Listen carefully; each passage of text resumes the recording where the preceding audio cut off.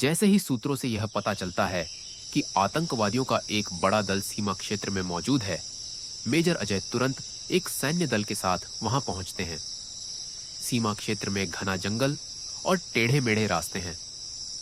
जैसे ही मेजर अजय और उनकी टीम आगे बढ़ती है, उन्हें आसपास किसी की मौजूदगी का एहसास होता है। कुछ देर आगे जाने के बाद मेजर अजय अपनी गति रोक देते हैं।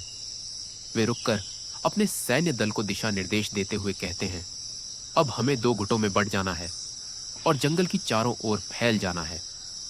आदेश मिलते ही सभी सैनिक मिनटों में 2-2 गुट बनाकर जंगल की दिशाओं में फैल जाते हैं। मेजर अजय और वीर जवान शशि अपने अपने क्षेत्रों में आगे बढ़ते हैं। तभी उन्हें दिखाई देता है कि कुछ आतंकवादी राइफल्स ताने हुए घात लगाए बैठे हैं। ठीक उसी समय एक पेड़ के ऊपर छिपे हुए आतंकवादी पर जवान शशि की नजर पड़ती है। बिना समय गंवाए शशि फुर्ती से अपनी राइफल उठाते हैं और उस आतंकवादी पर गोलियों की बौछार कर देते हैं। चारों ओर पसरा सन्नाटा एक तेज धमाके की आवाज से टूट जाता है और शांत जंगल अचानक कोलाहल में बदल जाता है। बंदूक की आवाज इतनी तेज होती है कि मेजर अजय के कान सुन्न हो जाते हैं, मानो गोली उनके कानों के आर पार निकल गई हो।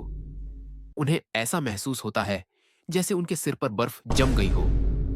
जैसे ही मेजर अजय अपने माथे को छूते हैं, उनकी उंगलियां चिपचिपी महसूस होती हैं। सिर के बीचों बीच से बहता खून उनके हाथों पर टपकने लगता है। पलक झपकते ही खून से लथपथ एक भारी शरीर उनके ऊपर गिरता है।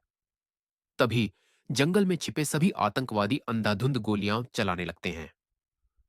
दोनों तरफ से करीब 1 घंटे तक जबरदस्त गोलीबारी होती है। अंत में सभी आतंकवादियों को सीमा क्षेत्र में ढेर कर दिया जाता है।